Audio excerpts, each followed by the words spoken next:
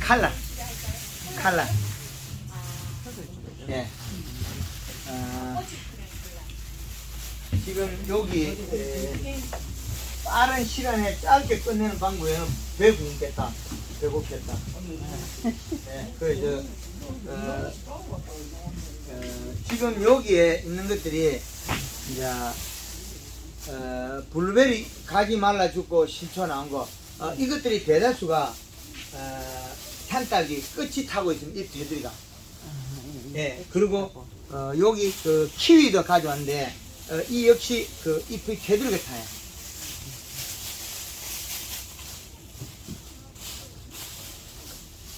자 잎이 탑니다. 잎이 먹어 들어간다는 거는 지금 얘들은 비료가 부족해서 여기에 보면 잎이 노릇노릇하죠. 네. 노릇노릇하다. 이게 가리 가다예요. 가리 가다하고 딱딱한 갱도는 있는데 부드러움이 없어요. 그럼 얘는 질소가 들어가면 되겠죠. 갱도는 있는데 딱딱한 건 있는데 부드러움이 없다는 거죠. 그러면 갱도는 있다 소리는 부드러움이 없다. 이 키위가 연산이거든요. 예. 근데 여기 이제 출지에서 나온 그 잎이고, 예. 요거는 결과물에서 나온 잎. 예. 여기에서 나타나는 게 노릇노릇하다는 것은 가리 가다 고온 열상이 일어나는 거고, 봄에서 잎이 만들어질 때 표가 안 나서나 지금은 신초가 자라고 있기 때문에 여기 아마 마르고 있을 거예요. 신초가 자라면 아래 그 에너지 써야 돼요. 신초가 자라면 연면십이 충분해지면 얘가 먹으면 영향을 돌려받는데 연면십이 아니지만 밑에 잎이 영향을 돌려받지 못해요. 공급을 못 받아요. 그러면 거기다가 식물이 여기 키위가 하엽이 말라 죽는 거는 영양을 공급을 못 받아서 그래요. 자, 이렇게 돼 있다면 여기에 있는 이파리와 여기에 있는 이파리가 그럼 얘 잎이 두 개가 영양 생산을 요 잎이 영양 생산을 안 한다. 그래서 까실까실 말라요. 자, 여기 산딸기가 또 역시 마찬가지로 아랫잎이 마르고 생장점 이상이 없어요. 그런데 요것도 역시 마찬가지 뒤로 가지고 노리끼리한 거 요것도 역시 가리가다는 거죠. 가리가다. 그럼 까실 마르는 거는 에너지를 뜨기가 요리 쓰고 이쪽 위로 가져가요. 그 잎이 탄다는 거는 가리가다 고온 열상입니다. 열매가 네. 새카맣다고 하시는데 이거는 제 게 아닌데 예. 오늘 같이 오신다고 그런 이야기 본 사정이 있었어요. 균에 의해서 병이 드는 거네. 병이 들었어요. 근데 해마다 이렇다는데. 예, 해마다 병이 들었어요. 근데 그걸 분석을 하니까 균은 아니라고 나왔거든요. 예, 균이 아니면 요것도 그 시기에 이 집에 퇴비를 많이 안 주는 거예요. 아니 퇴비는 안 합니다. 퇴비 안 줘요? 예. 그럼 뭐 주는 게 뭐죠? 그 집은 좀 아무것도 안 합니다. 자연농법식으로 해가지고 아무도 안 하고 이거 구지포 덮어놓고 방치지 그게. 그거 그래가지고 하는데 이제 잘 그게 뭐 은행나무 이런 거 해가지고 이제 뭐 치고 예, 그런 예 그러니까 이제 좀 다른 성분이 가서 이 과일을 오염시켜 가지고 세포가 죽었어요. 균이 여기 아마 그 아미노산이나 단백질을 쳐가지고 여기 열매에다 구지뽕에 이 과일 알맹이에다가 여기에다가 아미노산 종류 여기서 여기 잿빛 곰팡이 좀 먹은 것 같아요. 아미노산을 쳐요. 그래서 여기 시커멓게 박혀 있잖아요. 그 과육이 못 자라고 아미노산을 살피는 것 같아요. 그리고 잎이 다 녹아 빠지잖아요. 그 이상한 걸 계속 살포해가지고 식물을 못 자라게 방해를 주는 게 그 주인이 이 순수하게 키우는 게 아니고 차라리 가만뒀다면 이래 짜부러진 것도 안 나오죠. 그럼 선생님 아미노산 치면은 일반적으로 우리 아미노산을 살포하면 예. 이 아미노산 단백질에 여기에서 잿빛 곰팡이가 펴요.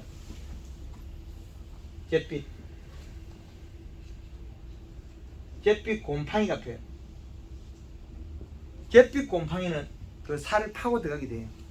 아니 일반적으로 우리 그 농가는 아미노산 그 많이 살포하는데 예, 그러면 그게 실보다 가가 많단 말입니까? 아닙니다. 흡수되기도 하나, 얘가 아미노산 단백질, 아미노산이 남아있다면 또, 이파리에서 일액을 맺어가 아미노산 또 나오면 더 늘어나겠죠. 그럼 제피곰팡이가 와버려요. 그러면, 요 잎들이 먹어나가면 자꾸 더 잘 먹어나가거든요. 그러면 얘가 비료를 더 먹거나 설탕을 진하게 줘버리면 안 먹어나가요. 그럼 요 먹어나가는 요거는 비료가 부족하게 뱉어내고 있거든요. 뱉어내요. 들어왔다가 경로를 갔다가 다시 나간다. 그러면 여기 지금 제피곰팡이가 먹어나간다고 볼 수도 있거든요. 살살 먹어 들어가요. 근데 제피곰팡이가 안 먹어나가게 하려면 잎을 탄수화물 농도를 올려버리면 돼요. 그 과실이 없고 피해가 없더라면 여기에는 설탕을 좀 진하게 쳐줘버려요. 그럼 이게 안 먹어나가죠. 그러면 얘 영양소가 뿌리로 안 내려가기 때문에 얘가 여기를 내려가서 요 뿌리 요까지 도달해야 되는데 얘가 여기 안 주니까 이 영양소는 여기 신초가 성장하는 거예요. 신초는 성장해도 아래이 말라요. 그런 현상이 벌어져요. 한번 여쭤봅시다. 예. 그 주위에 다 이야기를 해보면 설탕을 치면은 코팅 현상이 있어가지고 기공을 막히잖아요.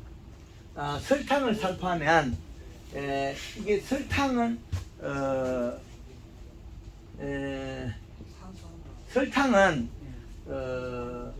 빵에 피는 곰팡이가 펴서 얼마 있으면 없어져요. 설탕은 곰팡이가 피는 게 우리 식물에 해가 안 됩니다. 잿빛 곰팡이는 식물을 뚫고 들어가서 식물체에서 나오는 저백을 먹고 사는 게 잿빛 곰팡이고, 근데 외부의 아미노산이나 단백질에 의해서도 잿빛 곰팡이가 발생된다. 유박을 뿌리나면 겨울에 잿빛 곰팡이 여기서 발생해요. 그 산딸기도 먹어버려요. 유박을 뿌리나면 겨울에. 이제 유박을 뿌렸을 때는 잿빛 곰팡이 펴서 밀양의 깻잎이 겨울에 죽어버리는 봤으니까. 그리고 제가 여기 사무실에서 들깨를 씹어놓고 여기 그 겨울에 딸기 따온 놈을 하나 줬단 말이에요. 여기 한 4cm 떨어졌는데 이 촉수가 뻗어가 들깨를 먹어버려요. 딸기의 영향으로서 잿빛 곰팡이 펴서 요 놈이 4cm 떨어져도 촉수를 뻗치가 들깨를 뚫고 들어가 들깨를 먹어버려요. 그럼 하나 더 여쭤봅시다. 네. 옆면 살포가 물론 그거 성향적으로는 다 많다는데 근본적으로는 뿌리에 흡수가 잘 돼야 한다 아닙니까? 그래서 이 식값을 잡아놨어. 그래가지고 설탕하고 예를 들어서 그거를 꼭 친다 생각하는 거 아니고 밑에 토양에서 이래 그거를 잘 흡수하는 방법이 없습니까? 여기에다가 설탕을 준다. 아니 망한다. 토양에가 그래가지고 주가지고 올려가는 게 망한다. 왜냐면 뿌리가 건강해야 뿌리가 건강하려면 잎을 두껍게 해라. 그 도와주는 한계가 있거든요. 아니, 요거는 뿌리가 안 건강한데 잎이 그거 할 수 있겠 두꺼울 수 있겠습니까? 한꺼번에 그 뿌리 없는 것도 바로 살리니까. 배추 뿌리 혹병을 달아놓고 바로 살리내니까. 배추 뿌리 혹병을 달아놓고 살리내는 방법이다. 죽는 것도 바로 살리내는 방법이고. 왜 그러냐면 잎의 두께에서 내려가가 뚫고 나가게 만들면니까.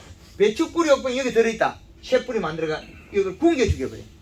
영양이 안 내려오면 이 뿌리가 그 혹이 굶어 죽어요. 그럼 설탕은 간조에도 효과는 있습니까? 망한다. 망합니까? 냄새는 괜찮은데. 그렇죠. 왜 그러냐면 요 놈이 뿌리에 들어가면 미생물이 움직여요.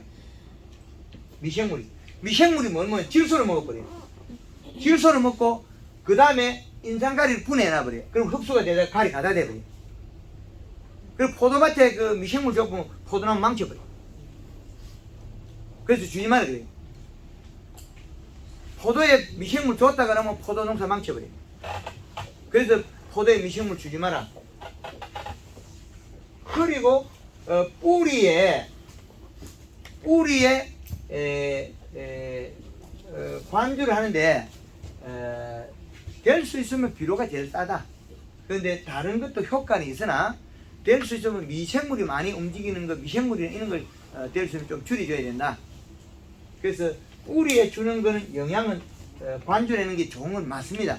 그러나 맞으나 선택을 잘못하면 해롭기도 하다. 그 말은 여기에서 줬던데 얘가 우리가 먹고 남은 영양소 분해 영양소가 남은 거는 선충이나 응애의 먹이가 되기도 한다. 선충이나. 그리고 여기에 관주한 것들이 때로는 해가 된단 말은 미생물이 많이 움직이면 안 되니까 한번 시험을 해보고 쓰는 건 좋다. 그러나 한 번에 비료의 것을 좋다고 해서 왕창 쓰는 건 조금 자제하는 게 낫다. 그래서 내 밭에 토양의 밀도, 점도하고 우리가 관주용 자재하고 조금 맞춰라. 근데 비료도 너무 더운 비료를 쓰지 마라. 더운 비료라는 게 가리 성분이 많으면 잎이 노랗게 하게 되고 방금처럼 이렇게 테두리가 탄다는 거죠. 이게 겨울에는 이게 없어요. 또 겨울에는 헤어스의 일정이 있죠. 여름에만 일어나는 일이야. 똑같은 자리에서 쪽파가 죽는데 우리는 21-2를 또 주고 있고, 제주도의 하우스 밀감이 요소만 주고 있는데도 여름에 햇빛이 안 나니까 어떻게 돼? 청태가 또 껴요. 청태가 몸에 끼인다. 청태를 삐끼려면 잎 속에 탄수화물이, 잎의 두께 속에 이 탄수화물이 늘어나야만이 순환이 되면서 청태가 안 껴요. 몸에. 사과가 청태가 끼고, 올게 사과가 안에 꿀이 배기버려. 밀배 현상. 비가 오니까 몸속에 설탕을 생산할 기간이 없어요. 탄수화물. 그러니까 사과가 밀배 현상이 일어나버리게 돼요. 안에 깎으면 누런 꿀배기 딱 하죠. 그건 가짜예요. 인상 가다는 가짜예요. 저장도 안 되고 떨어져요. 그런 현상이 벌어진다. 그리고 요런데 설탕을 연면시비 하면은 효과를 볼 수 있겠습니까?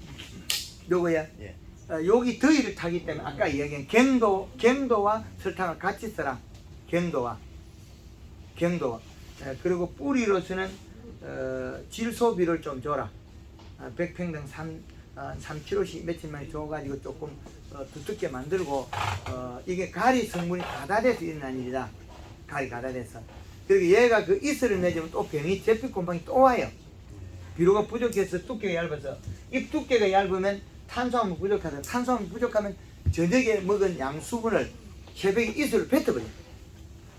자기가 토해낸 것 때문에, 토해낼 때 뿌리에서 가져온 게 아미노산 단백질을 가져와. 그게 나오면 제피곰팡이 생긴다는 거죠. 그죠?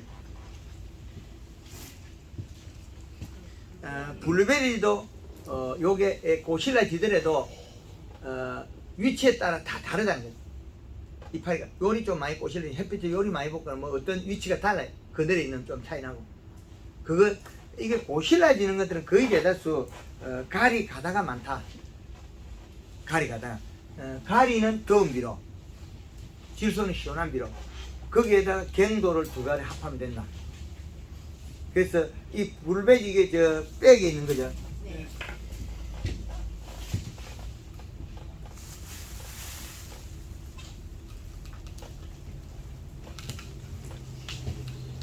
제가 잡아드릴게요.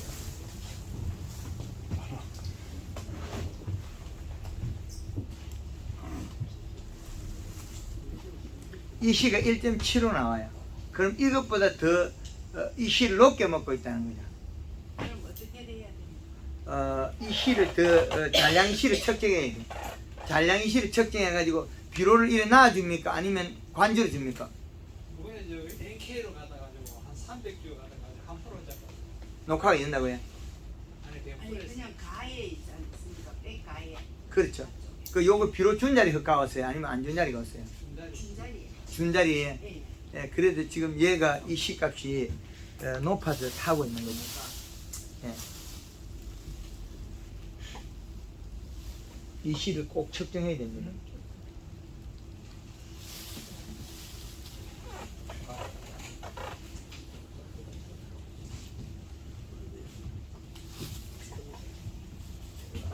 이제 답이 나왔죠?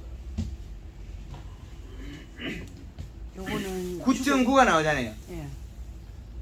본인들이 지금 비료를 갖다가 그 많이 줘서 일어난 일이다. 이 시가 9.9가 나오죠. 요거는 죽은 나무에서.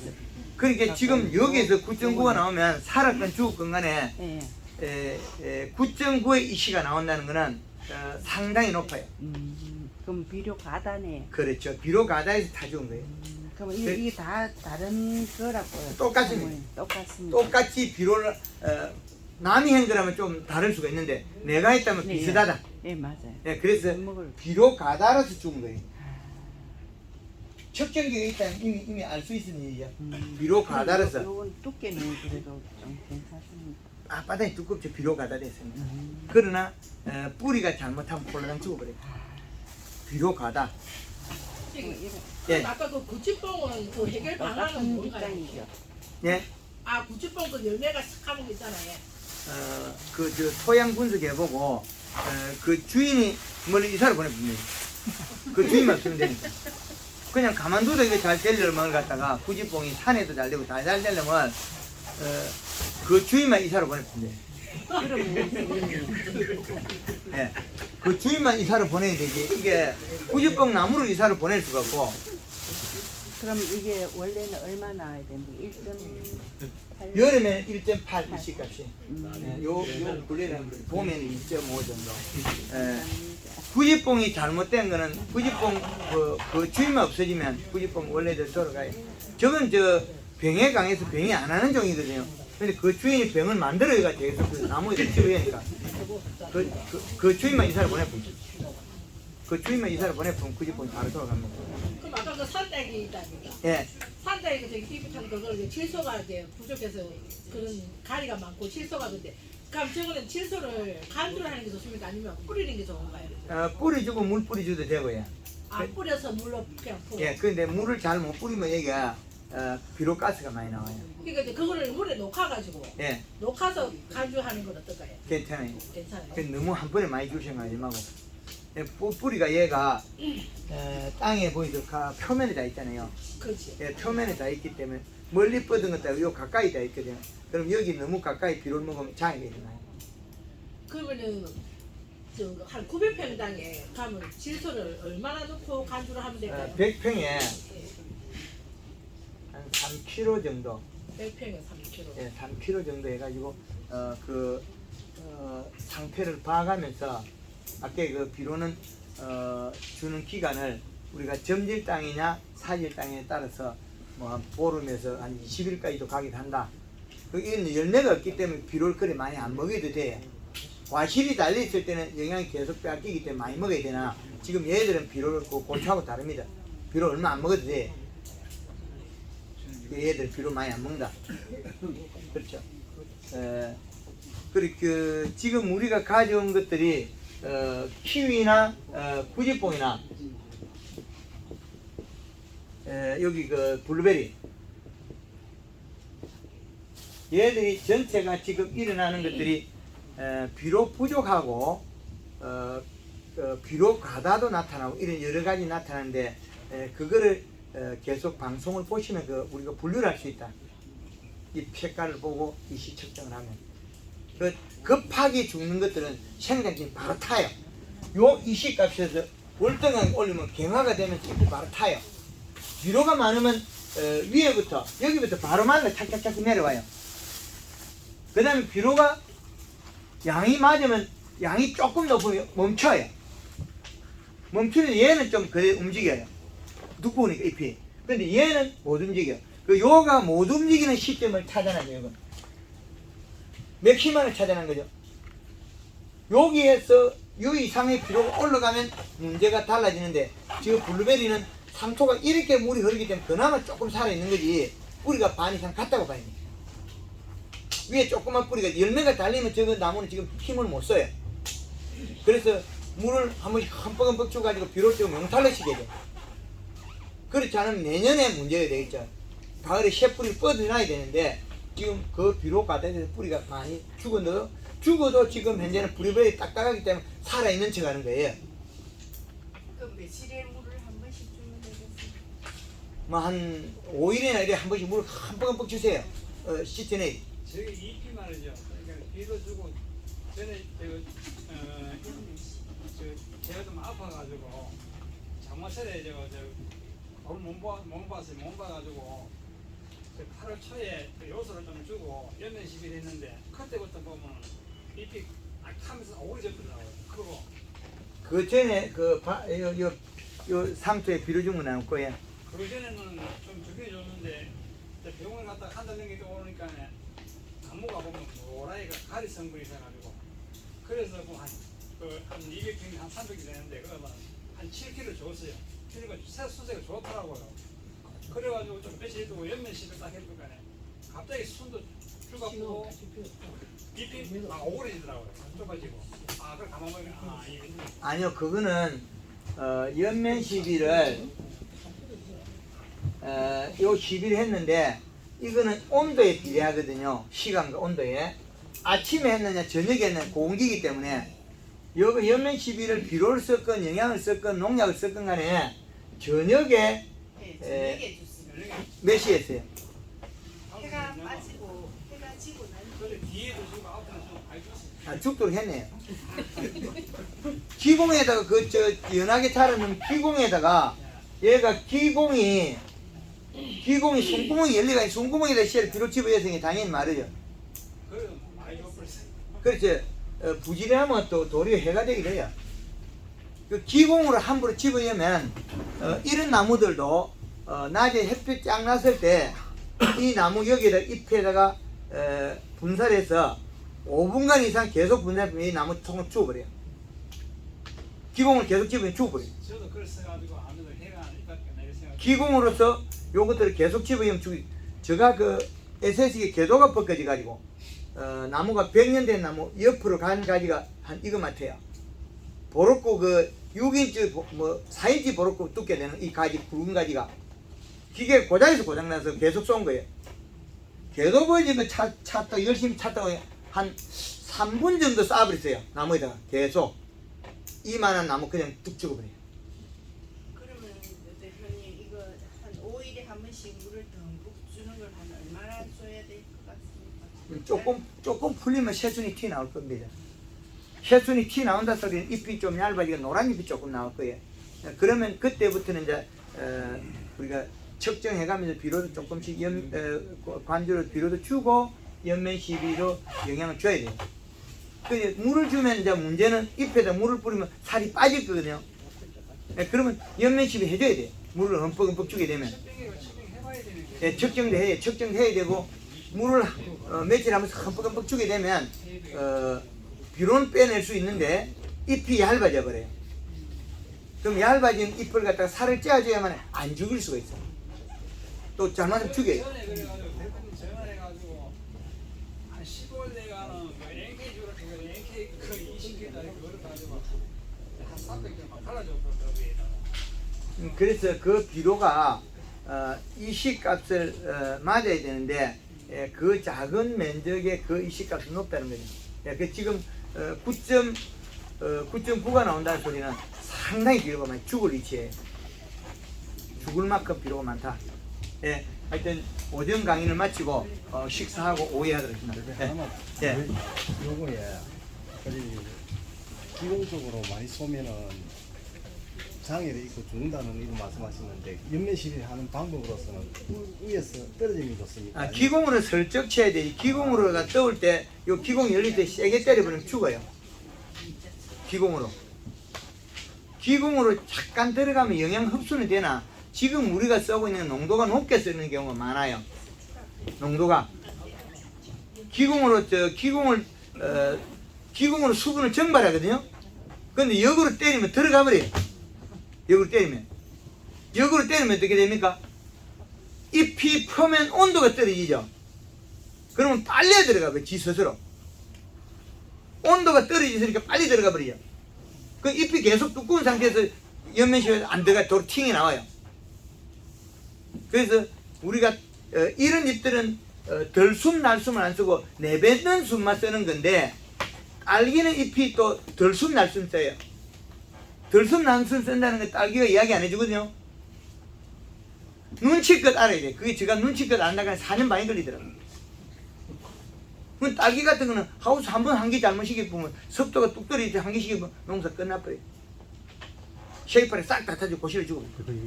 유목인데 오래 심었는데 예. 이게 노란 상태였는데 예. 내가 며칠 전에 요수를 한번 줬고 나게 예. 그나마 좀 색이 좀 돌아왔거든요. 예. 그래 돌아오는데 그게 영향이 위로 간다고.